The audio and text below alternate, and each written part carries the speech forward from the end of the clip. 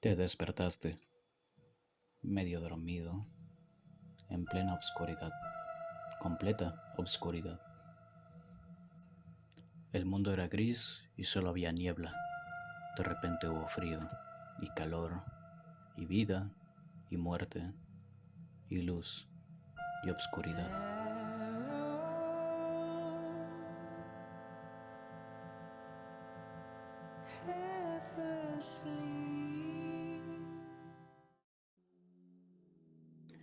Los virus, en la comunidad científica de la rama de la medicina, son considerados como agentes parasitarios, no como un ser vivo, pues este depende completamente de lo que otro ser le pueda proporcionar.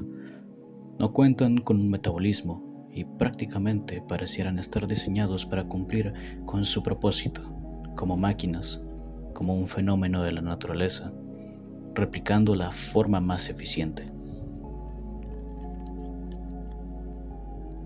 Y es, aún así, que estos agentes parecen tener vida. Buscan replicarse y se adaptan, perpetuándose y expandiéndose. Parecen comer, parecen moverse, parecen refugiarse, y aún así no son considerados seres vivos. ¿Es acaso la evasión de la desintegración prueba de vida? Mas no confundamos a la palabra desintegración con su significado más popular, la desintegración química a base de ácidos. El concepto de la desintegración es la desestructuración de un total en sus partes componentes ante la reflejante blanca superficie, ventana de nuestra alma. Es la muerte. Dejar de ser, dejar de tener el control y dormir en eternidad.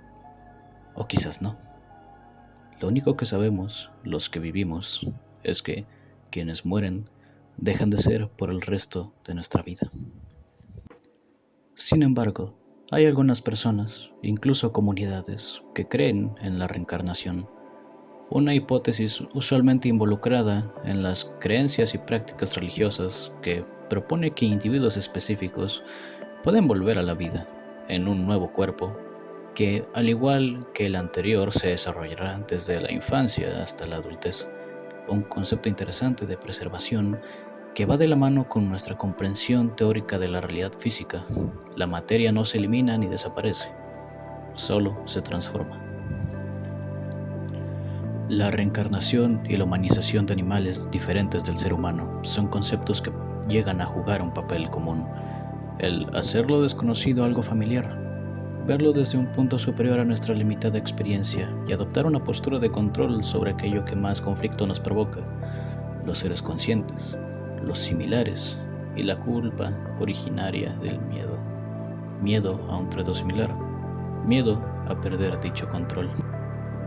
Tan complicado le resulta a la humanidad el tratar con un tema como lo es el de la conciencia y qué es considerado un ser vivo, que diversas disputas sobre el dominio de la cultura que gira en torno al raciocinio es el debate eterno entre las naciones y poderes. Por hablar de temas superficiales, podríamos usar como ejemplo al conflicto que más tardó en debatirse, la humanidad y libertad de otros seres humanos. Pasamos siglos deshumanizando a nuestros enemigos y todo aquello que no se alineara a nuestra forma de pensar como un subproducto de la dominación y el trauma ante el caos que a medidas son olvidadas las diferencias que desembocaron en violencia sin resolución satisfactoria. En la modernidad, el racismo es el mejor ejemplo referencial de dicha problemática. Sin embargo, esto no es nuevo. El mundo europeo, máximo exponente de la dominación, ha dejado a la historia plagada de errores de similar magnitud. En un territorio tan pequeño, decenas de pueblos se alzaron, con sus propios ideales, y batallaron entre sí hasta que pocos quedaron alineados a órdenes mayores, voluntades mayores. Y a pesar de ser casi idénticos, como pueblos e individuos se esmeraron tanto en marcar al enemigo y ser temido por este, que se creyeron el rol que el mundo modeló a su alrededor. Incluso antes de deshumanizar a otras razas, el ser humano ya había perdido el respeto por lo diferente. Es más, si algo puede analizarse de los conflictos de razas, es que en sus bases es un intento de dominación bajo un orden mayor que busca unificar a los distintos pueblos semejantes en contra de aquellos que se diferencian más, como una manipulación que apela a la poca paciencia y tolerancia en un intento de forzar la unificación, no con el desarrollo y paz como objetivo, sino como un medio para la extensión de dominio. Derivado de dichos dilemas morales, se ha despertado la curiosidad de algunos que desean aprender más sobre dicha lógica del poder, formando así la hipótesis del gobierno mundial, hipótesis que propone que lo que la humanidad necesita para ser unificada bajo un trato más equitativo es la existencia de un enemigo mayor, desde ejemplos más apegados a la realidad, como la visión antagonista de los partidos comunistas, la derecha o izquierda y el patriotismo americano, que se extendió a más allá de los Estados Unidos, hasta el constructo creativo de luchar contra una amenaza mayor como un ser superior o una especie superior, usualmente extraterrestre. El delimitar las características de algo positivo y algo negativo se volvió intrínseco para nuestra supervivencia animal, tan apegado a nuestra lógica que utilizamos palos para alejar lo que consideramos malo y sogas para acercar lo que consideramos bueno. A donde sea que el humano llegó, se ven sogas y palos.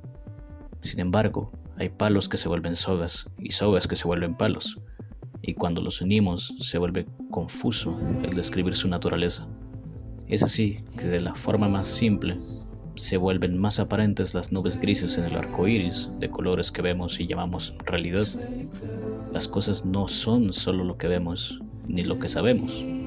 Lo único absoluto de la realidad es su abundante cambio, y es por esto que responder ¿qué es la conciencia? No es una pregunta sencilla. Es un conjunto de respuestas químicas que responden con energía, desintegración y conformación, pero también es trauma irracional, deseo irracional. Es como si el universo tuviera un hijo y éste intentara imitarse a sí mismo, una sombra, un eco, una gota cayendo en un lago, un fractal.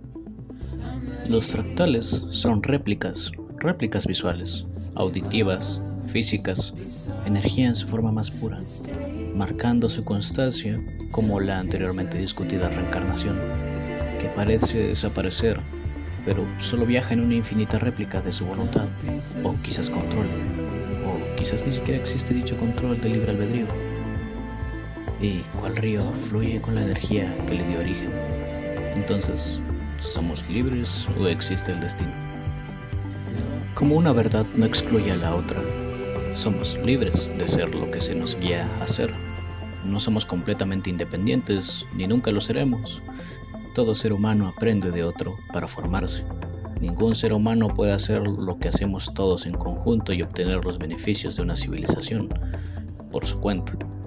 Pero no seguimos la misma línea, pensamos diferente. Quizás solo somos como los infinitos lados de una esfera, parte del mismo elemento y aún así completamente único, indistinguible en los ojos de un gigante. Entonces, ¿todo tiene conciencia? Esa es la pregunta incorrecta. La conciencia no existe, al menos no integral y perpetuamente. La conciencia existe como un constructo social, como un fenómeno, herramienta que humaniza a otros entes, los designa bajo un orden lógico que nos otorga el control de su comportamiento esperado. Sin embargo, ante la ausencia de agentes humanizados, la conciencia se merma y somos más reacción que individuo.